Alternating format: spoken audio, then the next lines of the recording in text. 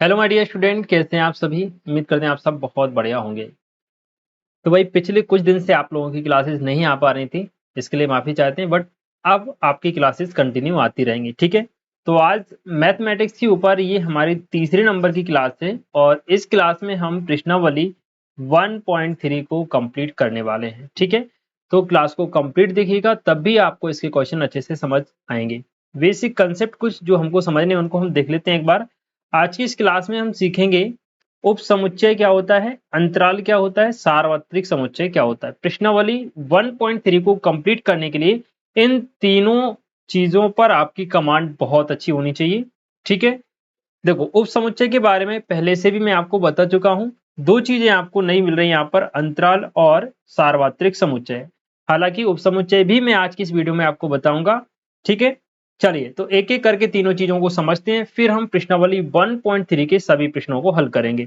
तो यहाँ पे आप देखेंगे कि ये जो उप समुच्चय है वो क्या होता है। देखिए, एक बार आप इसकी परिभाषा पढ़ें। यदि समुच्चय ए का प्रत्येक अवयव समुच्चय वी का भी एक अवयव है तो ए वी का उपसमुच्चय कहलाता है। ध्यान से समझिए, हमने एक समुच्चय लिखा ए, एक समुच्चय हमने लिखा ए, दूसरा समुच्चय लिखा वी, और ए में कुछ अवयव हमने लिखे 1 2 3, बी में हमने अवयव लिख लिए 1 2 3 4।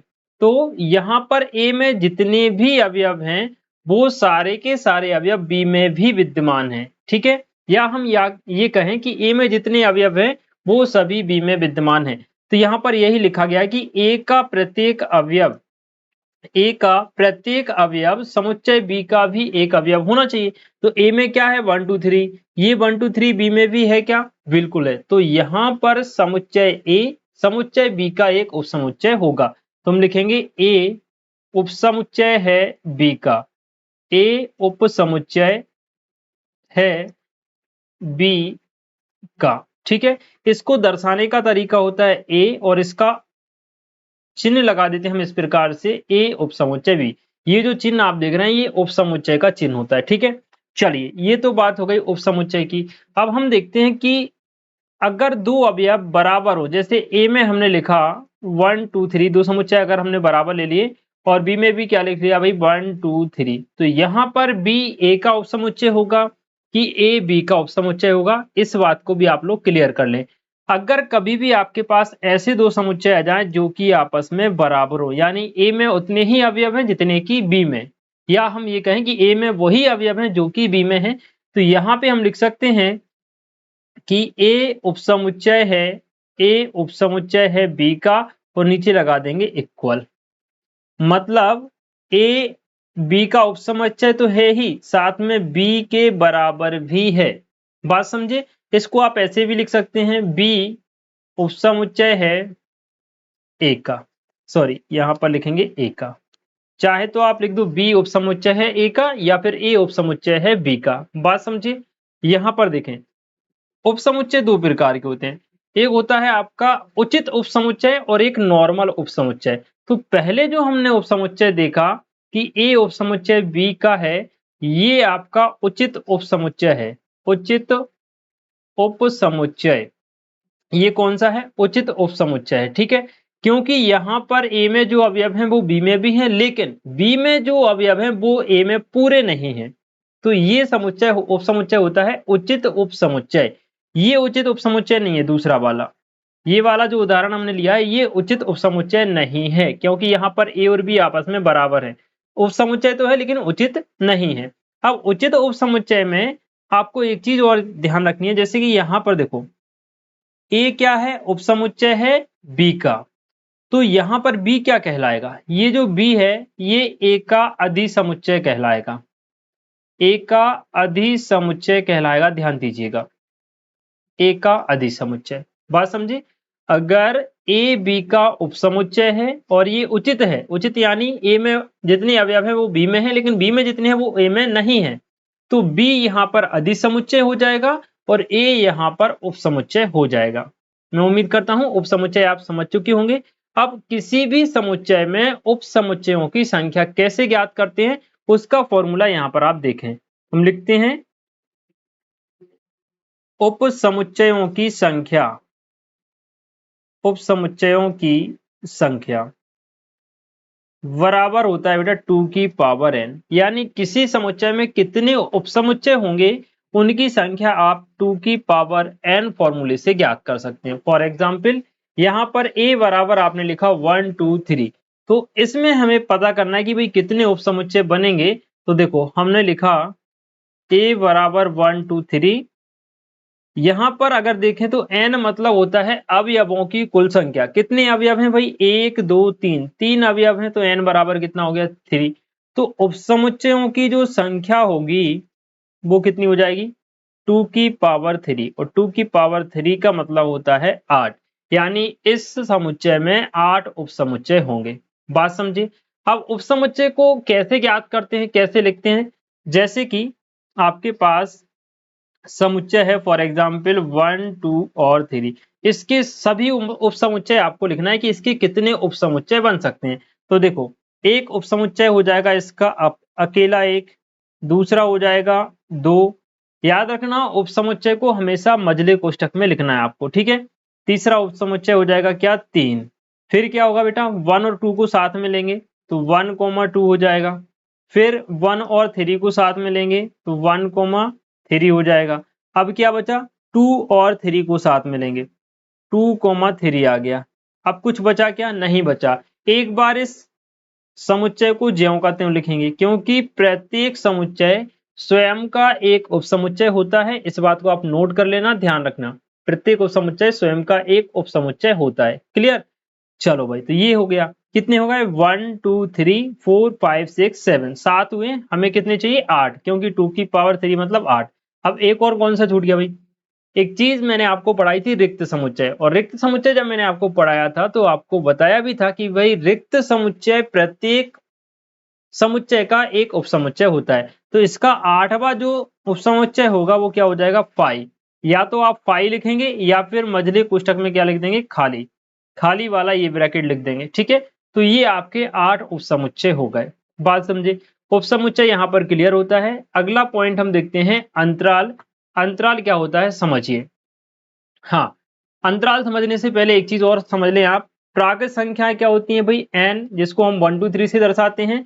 पूर्ण संख्याओं को w से दर्शाते हैं, इसमें 0 शामिल हो जाती है, और 1 2 3 से अनंत तक आते हैं। पूर्णांक संख्याओं को हम z से भी दर्शाते हैं, कभी कभी i से भी डिनोट कर देते हैं। और पूर्णांक में आपकी माइनस वाली, 0 और प्लस वाली सभी संख्याएं आ जाती हैं। इसी प्रकार परिमेय संख्याओं में आपकी p बटे q यानी बटे वाली, भिन्न वाली संख्याएं आ जाती हैं। प्राकृत संख्याएं जाती हैं, पूर्ण संख्याएं जाती हैं, और पूर्णांक संख्याएं। जितनी संख्याएं आप ऊपर पढ़ चुके हैं वो सारी संख्याएं परिमेय संख्याओं में आ जाती हैं, ठीक है। इसके बाद अपरिमेय संख्याओं को हम q के ऊपर ये वार लगा के दर्शाते हैं, या फिर कभी कभी इनको t से भी दर्शा देते हैं, ठीक। अपरिमेय संख्या होती है आपकी √2, √3, √5 और √पाई, ठीक है। इस प्रकार से सारी संख्याएं आपकी अपरिमेय होती हैं। अब ये सारी चीजें मैंने आपको बताई क्यों? क्योंकि यहां से एग्जाम में क्वेश्चन पूछता है। कैसे पूछता है देखिएगा। देखो भाई, n मतलब क्या हुआ? n मतलब हुआ नेचुरल नंबर। नेचुरल नंबर में क्या आ रहा है? 1 से लेके अनंत तक, जबकि पूर्ण संख्याओं में 0 से लेके अनंत तक आ रहा है। मतलब जितने भी नेचुरल नंबर हैं वो सारे के सारे पूर्ण संख्याओं में शामिल हैं।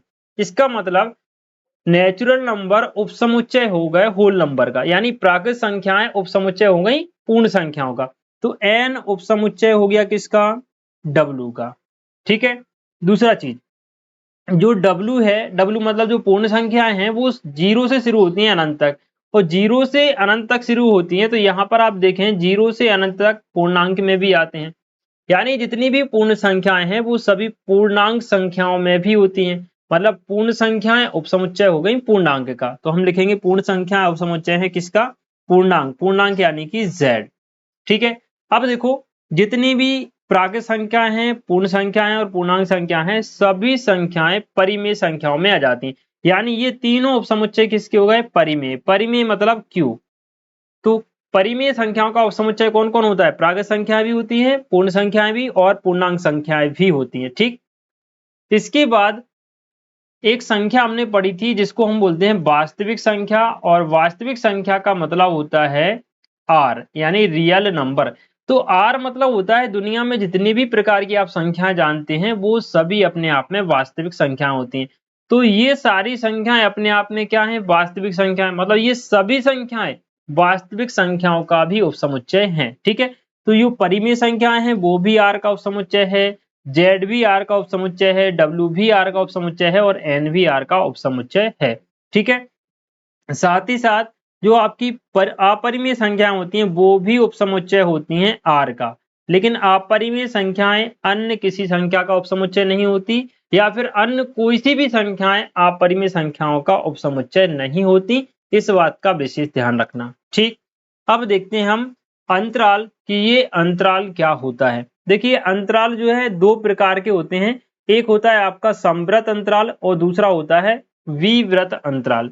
नीचे जो अर्ध खुला या अर्ध बंद अंतराल, अर्ध बंद या अर्ध खुला अंतराल लिखा है वो समवृत्त और विवृत का ही भाग होता है। समवृत्त मतलब होता है बंद अंतराल और विवृत मतलब होता है खुला अंतराल। अब इसका मतलब क्या होता है उसको समझिए। देखो, समवृत्त अंतराल को सबसे पहले तो हम एक बड़े कोष्टक के अंदर लिख देते हैं, जैसे कि यहाँ पर मैंने लिखा हुआ है a, b, मतलब ये समवृत्त अंतराल में लिखा हुआ है। विवृत अंतराल को हम छोटे कोष्टक के अंदर लिखते हैं, जैसे a, b छोटे कोष्टक में लिखा, तो ये विवृत अंतराल में लिखा हुआ है। इसका मतलब क्या होता है? फॉर एग्जाम्पल मैंने a, b की जगह यहाँ 3, 8 लिख दिया। इसका मतलब ये हुआ कि इसमें 3 भी शामिल है, 8 भी शामिल है और 3 और 8 के बीच में जितनी भी संख्याएं आती हैं वो सभी शामिल हैं। यानी आप क्या क्या लिखेंगे? 3 लिखेंगे, 3 के बाद 4 लिखेंगे, 5 लिखेंगे, 6 लिखेंगे, 8 लिखेंगे। बात समझे? तो इसका मतलब ये होता है, समवृत्त अंतराल का मतलब हो गया कि जो भी दो संख्याएं आपको समवृत्त अंतराल में लिखी हैं उनको मिलाते हुए उनके बीच में जितनी भी संख्याएं विद्यमान है वो सारी आ जाती हैं आपकी समवृत्त अंतराल में। ठीक है, अब विवृत अंतराल क्या कहता है? फॉर एग्जाम्पल यही अगर हम लिख दें विवृत अंतराल में 3,8, तो 3,8 का मतलब हुआ कि 3 और 8 को छोड़ते हुए इनके बीच में जितनी भी संख्याएं आएंगी वो आपकी विवृत अंतराल में लिखी जाएंगी। जैसे 3 और 8 को छोड़ देंगे तो क्या लिखा जाएगा? 3 और 8 को आप लिख देंगे तो देखना 3 को छोड़ेंगे तो क्या आएगा? 4, 5, 6, 7, 8 नहीं लेना है और इनको समुच्चय के रूप में लिख देंगे। यहां भी क्या लिख देंगे? समुच्चय के रूप में लिख देंगे। 3, 8 किसका समुच्चय हो गया? 3 से 4, 5, 6, 7, 8 का। और यहाँ 3, 8 किसका समुच्चय हो गया? 4, 5, 6, 8 का। बात समझे बच्चों? अंतराल का मतलब समझ में आया कि नहीं? एक बार कमेंट सेक्शन में अब भी लिखो, जरूर लिखो। ठीक है, फिर देखो यहाँ पे हमने लिखा अर्ध खुला अर्ध बंद अंतराल। इसका मतलब क्या होता है? अगर हम यहाँ पे एक कोष्टक लगा है विवृत अंतराल का, सॉरी समवृत्त अंतराल का कोष्टक, और यहाँ लिखा है 3 और यहाँ लिख दिया मैंने 9, और एक कोष्टक लगा दिया ओपन इंटरवल का, या फिर हम कहें इसको विवृत अंतराल का। ठीक है, विवृत अंतराल को हम इंग्लिश में ओपन इंटरवल कहते हैं, समवृत्त अंतराल को हम इंग्लिश में क्लोज इंटरवल कहते हैं। इंटरवल का मतलब होता है अंतराल। ठीक है, अब यहाँ पे देखो ये जो अर्ध खुला या अर्ध बंद अंतराल है इसका मतलब होता है कि 3 के आगे कौन सा कोष्टक लगा है? समवृत्त अंतराल का, समवृत्त अंतराल का कोष्टक लगा है, मतलब इसमें 3 शामिल होगा। ध्यान से समझिएगा, 3 के आगे बड़ा कोष्टक लगा है मतलब 3 को शामिल करते हुए लिखना है, और 9 के बाद में जो छोटा कोष्टक लगा है मतलब 9 को आपको छोड़ना है। बात समझ रहे हैं? पूरा खेल कोष्टक का है। तो इसका जो समुच्चय बनेगा वो 3 आ जाएगा, इसमें 4 आ जाएगा, 5, 6, 7, 8, लेकिन 9 नहीं लिखेंगे क्योंकि 9 के बाद में जो कोष्टक है वो ओपन इंटरवल का है। ओपन इंटरवल को, ओपन इंटरवल वाले कोष्टक में जो संख्या लिखी गई है उसको छोड़ के उसके बीच वाली लिखी जाती है। ठीक है, अब इसमें अगर हम लिखते कि भाई 3,11 होता, 3,11, और यहां पर देखें आप ये है ओपन इंटरवल और ये है क्लोज इंटरवल, तो ओपन वाला तो छोड़ना है आपको, 3 को तो छोड़ना है, 3 के बाद आ जाएगा 4, 5, 6, 7, 8 और 9, 10। अब 11 के बाद तो बड़ा कोष्टक है ना, तो 11 शामिल हो जाएगा, 11 शामिल हो जाएगा। ये होता है इंटरवल। बात समझे बच्चों? अंतराल समझ में आया कि नहीं? जल्दी से मुझे कमेंट करके बताओ। अब देखते हैं एक छोटी सी चीज और जो कि बहुत मजेदार है, अंतराल को समुच्चय में बदलना, समुच्चय को अंतराल में बदलना। अभी मैं सिखा चुका हूं हालांकि आपको, जैसे 3,6 ये अंतराल में लिखा है, किस अंतराल में है? ये बंद अंतराल में है, या हम कहें कि समवृत्त अंतराल या बंद अंतराल या क्लोज इंटरवल, तीनों का मतलब एक ही होता है। तो इसको आप समुच्चय में लिखेंगे तो समुच्चय का चिन्ह बनाएंगे। देखो दोनों में बड़ा कोष्टक है, मतलब 3 भी आएगा, 4 भी आएगा, 5 भी आएगा, 6 भी आएगा, खत्म। दूसरा जो है ये क्लोज इंटरवल है, ओपन इंटरवल है, तो इसमें जो कोष्टक के बाद में संख्या लिखी है उसको छोड़ना पड़ेगा, यानी -4 को छोड़ेंगे। -4 के बाद में क्या आएगा? -3, -2, 0, 1 और इस 2 को छोड़ना पड़ेगा, तो प्लस के 1 तक आपकी सारी संख्याएं इसमें आ जाएंगी। ठीक है, अब इस समुच्चय को हमें अंतराल रूप में लिखना है। इस समुच्चय को हमें अंतराल रूप में लिखना है। दो प्रकार से आप इसको लिख सकते हैं। देखना, अगर आप इसको क्लोज इंटरवल में लिखेंगे, क्लोज इंटरवल यानी समवृत्त अंतराल में लिखेंगे, तो ये इस प्रकार से लिखा जाएगा 4, सबसे पहला और सबसे लास्ट का लिख दो भाई। सबसे पहला और सबसे लास्ट का लिख दिया और बड़ा वाला कोष्टक लगा दिया। ये आपका जो अंतराल है वो समवृत्त है। और अगर आप इसको विवृत्त यानी कि ओपन इंटरवल खुले अंतराल में लिखेंगे, तब आप क्या करेंगे? पहला वाला छोड़ देंगे, यहां से लास्ट वाला छोड़ देंगे, कोष्टक लगाएंगे, सेकंड लास्ट, यहां से सेकंड लास्ट, क्या क्या आ जाएगा? 5 और इधर कितना है? 9, ये आ जाएगा। एक मिनट, गड़बड़ हो गया, चलो सुनो, ठीक है। हाँ, अगर आप इसको ओपन इंटरवल में लिखेंगे तो 4 के पहले और क्या आता? 4 के पहले इस तरफ क्या आता? 3 आता, तो यहाँ आप 3 लिखेंगे, और यहाँ 10 के बाद में क्या आता? 11, तो यहाँ लिखेंगे 11। क्यों लिख रहे हैं हम ऐसा? क्योंकि खुले अंतराल में इसको और इसको छोड़ के बीच की सारी संख्याएं जाती हैं, तो बीच की सारी संख्या ये चाहिए ना अपन को, इसलिए हम एक बड़ा करके लिखते हैं। बात समझ गए बच्चों? अब यहां पर एक समुच्चय आपको दिया गया है जो कि समुच्चय निर्माण रूप में है। इसको आपको लिखना है इंटरवल में। तो क्या लिखना है इसमें? देखना, x such that x एक प्राकृत संख्या है। अगर आप इसको क्लोज इंटरवल में लिखेंगे तो यहाँ आ जाएगा आपका 1, 2, 3 और यहाँ डॉट डॉट लगा के कोष्टक बंद कर देंगे। डॉट डॉट क्यों लगा रहे हैं? क्योंकि प्राकृत संख्याएं अनंत होती हैं, सीमित नहीं होती। इसी चीज को अगर आप ओपन इंटरवल में लिखेंगे तो फिर इस प्रकार से लिखेंगे कि भाई 0 आ जाएगा, 1 आ जाएगा, 2 आ जाएगा, डॉट डॉट करके ये भी आपकी जो है अनंत तक चली जाएंगी। ठीक है, अब ओपन इंटरवल है इसलिए 0 को छोड़ देंगे तो बाकी फिर से वही 1 से शुरुआत होगी। बात समझे? तो ये हो गया आपके अंतराल। चलिए एक महत्वपूर्ण चीज और हम सीख लेते हैं जिसका नाम है सार्वत्रिक समुच्चय।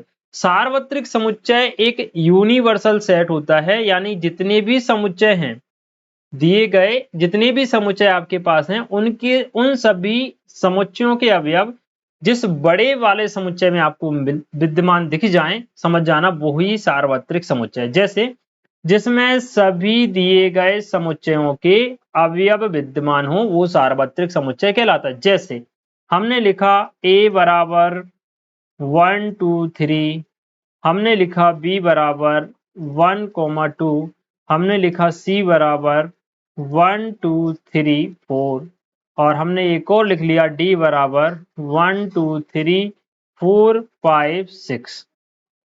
अब इन चार समुच्चयों में आप देखिए ऐसा कौन सा समुच्चय है जिसमें बाकी सभी समुच्चयों के अवयव विद्यमान होंगे।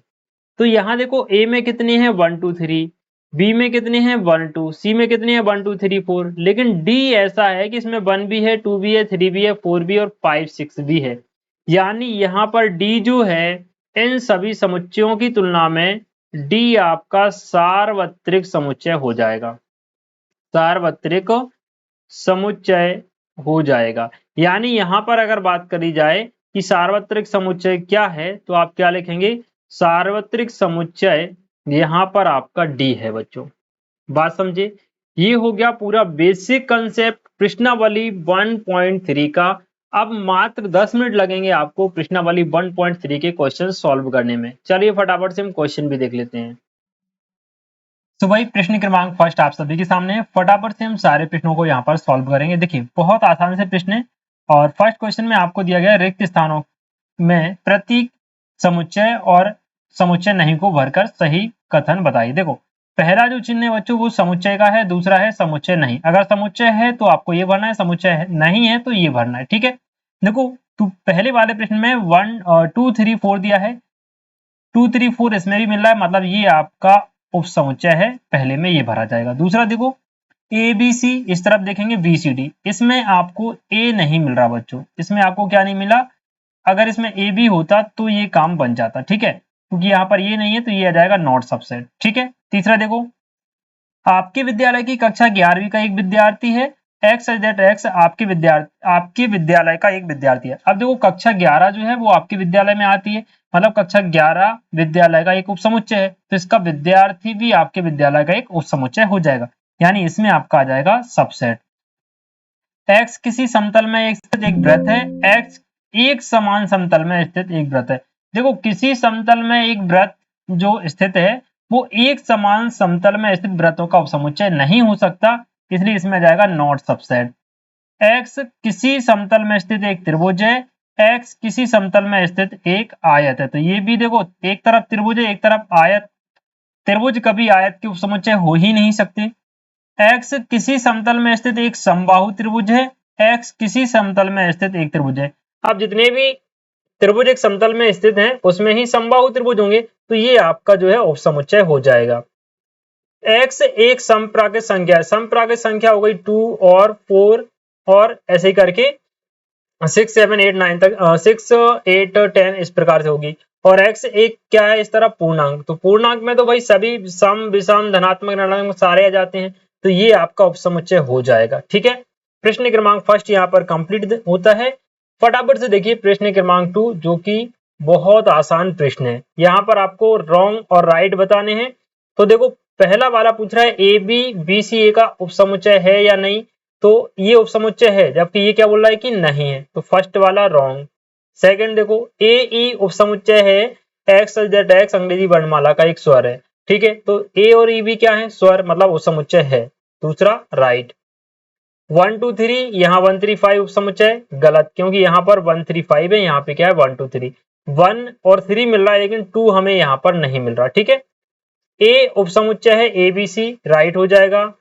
ए belongs to A B C, ये गलत हो जाएगा, क्योंकि ए अवयव है ए बी सी का, है ना, अवयव होता है तब बिलोंग आता है, बिलोंग आता है तो ये कोष्टक नहीं आता, ध्यान देना, ठीक।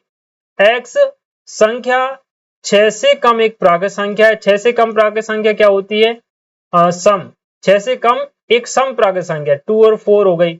और यहाँ बोला है एक्स एक प्राकृत संख्या है, तो वही प्राकृत संख्या तो 1 2 3 4 5 सब कुछ हो गई, यानी ये इसका उपसमुच्चय हो जाएगा, तो ये आपका राइट है बच्चों, ठीक है, बात समझे। प्रश्न क्रमांक सेकंड भी कंप्लीट होता है यहाँ पर। देखिए प्रश्न क्रमांक थर्ड, मान लीजिए कि a बराबर 1 2 और यहाँ पर आप देखेंगे 3,4 एक कोष्टक में लिखा हुआ है, मतलब 3,4 अलग अलग नहीं है, एक अवयव के रूप में दोनों साथ में आए हुए हैं, ठीक है। तो ये जो पूरा आप देख रहे हैं ना कोष्टक समेत ये अपने आप में एक अवयव हो गया, ठीक है। निम्नलिखित में से कौन सा कथन सही है और कौन सा नहीं है और क्यों। तो पहला देखो 3,4 उपसमुच्चय है क्या ए का, नहीं होगा, क्योंकि देखना बेटा 3,4 ये ऐसा ही का ऐसा पूरा यहाँ दिख रहा है, मतलब ये अवयव है, उपसमुच्चय नहीं है। अगर ये उपसमुच्चय होता तो इसके में डबल कोष्टक लगे होते, एक तो ये वाला और एक उपसमुच्चय वाला, ठीक है, तो पहला गलत। दूसरा देखो 3,4 बिलोंग टू ये राइट है, क्योंकि देखो 3,4 कोष्टक सहित समुच्चय में मिल रहा है आपको। तीसरा देखो 3,4 डबल कोष्टक में है, तो एक तो इतना तो आपको प्रश्न में ही दिया है, दूसरा कोष्टक बोला है कि ये उपसमुच्चय है, तो ये राइट हो जाएगा। 1 बिलोंग टू ए, ये भी राइट हो जाएगा।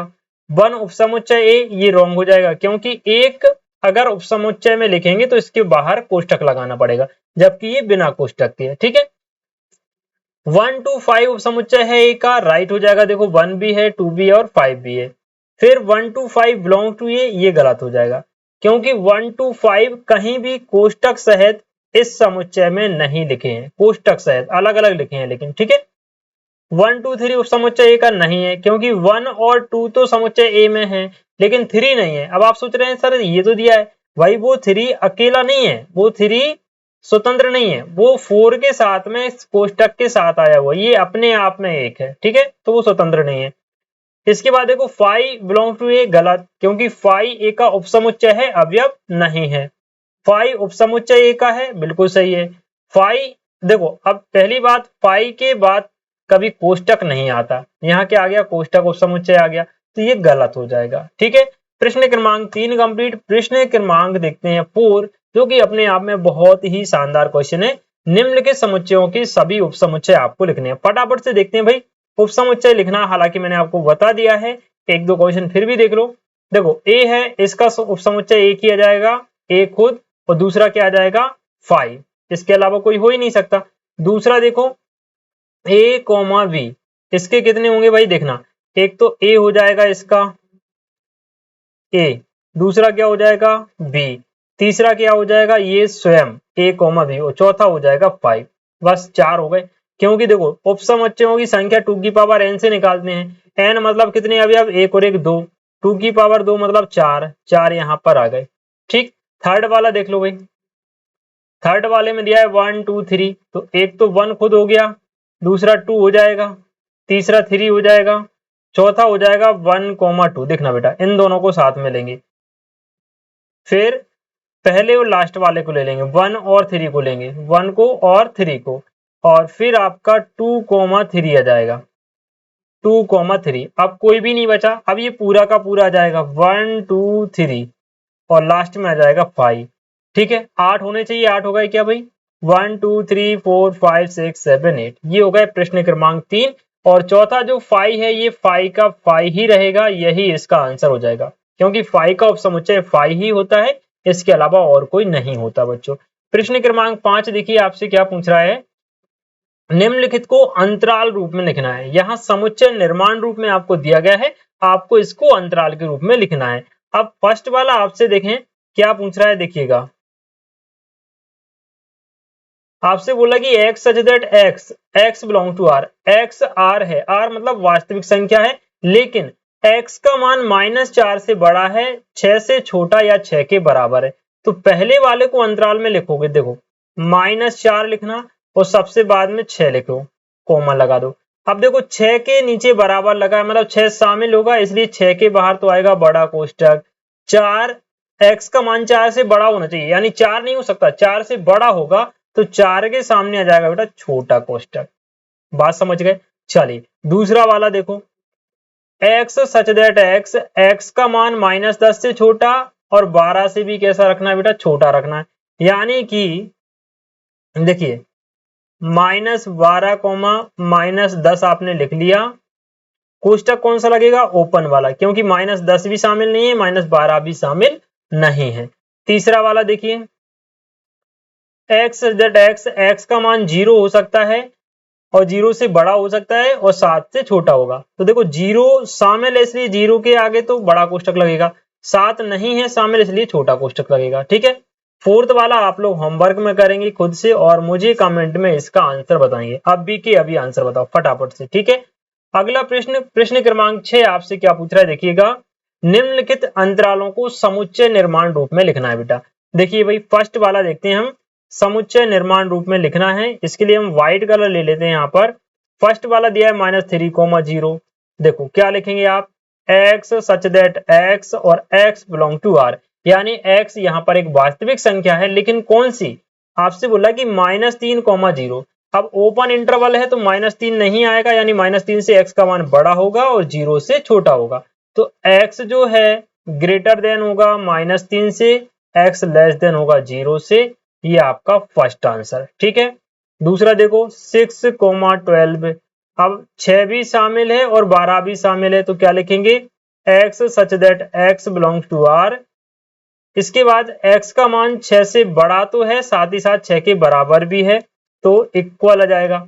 x का मान 12 से छोटा है लेकिन 12 भी है, इसलिए यहां पर भी 12 आ जाएगा। ठीक है, इक्वल आ जाएगा। ये हो गया दूसरा।